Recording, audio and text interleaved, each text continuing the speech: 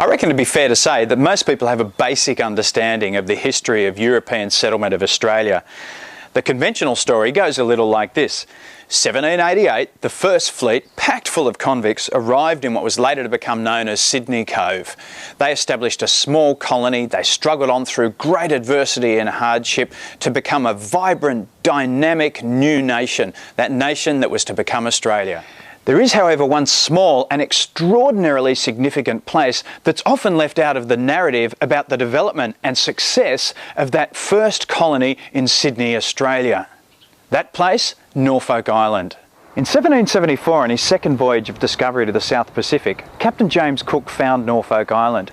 There were three things of importance that he reported back to the Admiralty. One was the Norfolk Island pine. He felt that it could be useful for spars and masts for Admiralty ships. The second was the local flax, it's a Formium tenax, that it could be converted into fabric and ropes, so therefore obviously useful to the Navy as well. And the third was that there was the possibility of building a good quality port somewhere on the island. All of this added up to the fact that Norfolk Island could well have been strategically important.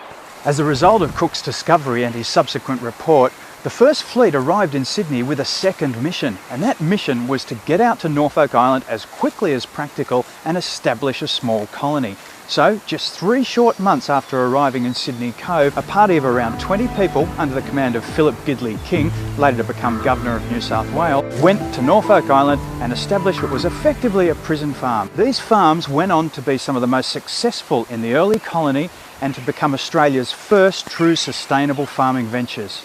This small First Fleet sub-colony was reasonably successful pretty quickly. Probably hardly surprising when you consider the deep, rich volcanic soils, the reasonably reliable moisture, and the year-round mild climate of Norfolk Island.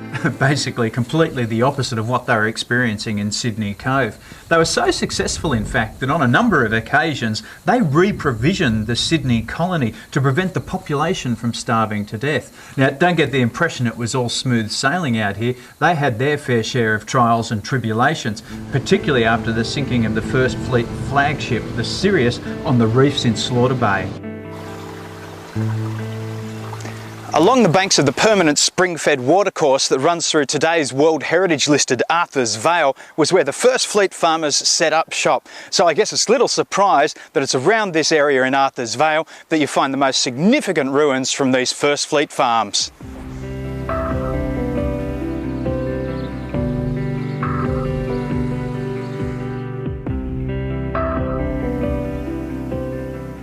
On mainland Australia, if you go looking for First Fleet history, chances are you're going to find yourself in a museum or following a series of interpretive plaques on a walkway somewhere. Now let me tell you, it's very, very different out here on Norfolk Island. You're surrounded by history from all of the different eras of settlement. It's very real. This little cottage behind me, for example, is thought to have been built in the 1790s. Now, if that's correct, this could possibly be a near intact surviving First Fleet farmer's cottage. How cool is that? And it's not just about built history. These feral chooks that roam the island are thought to be descendants from First Fleet escapees. And there's also many garden and food plants that may well trace their lineage straight back to the First Fleet. The population of this generally prosperous colony reached its peak at over 1,100 people. By 1796 there were free settler land grants in beautiful places such as this that's today called Music Valley. But then in 1814 it all ended. In a decision that seemed to have more to do with politics than practicality, it was decided in 1814 to abandon the Norfolk Island settlement.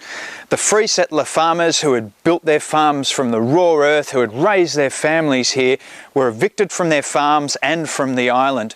Their properties in most cases were then burnt to the ground, and the settlement and the island were completely abandoned.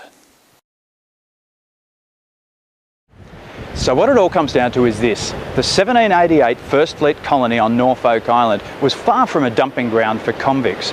It was in fact a thriving farming settlement that went on to save Sydney Cove from starvation on a number of occasions. It's fair to say that without Norfolk Island, Sydney may not have survived in its first settlement. It's a story that's not often told, but Norfolk Island played a critical role in the development of the Sydney colony and eventually Australia as a nation.